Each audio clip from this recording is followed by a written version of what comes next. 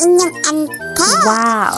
Ay may project man kaming dalawa ng aking asawa at hindi ko pa alam kung matatapos nga ba ito o hindi. Gagawa kasi kami ng bahay kubo. Kahit munti, ang halaman doon ay sari-sari.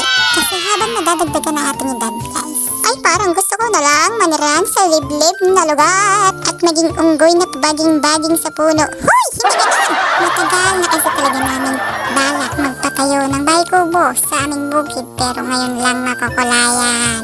Ay di dapat lang, sayang naman yung lakas ko na binigay ko dyan, o tingnan nyo.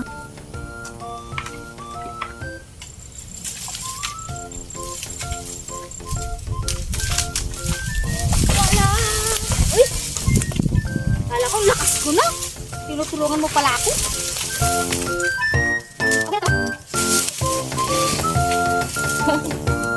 Sumabi kayo dyan!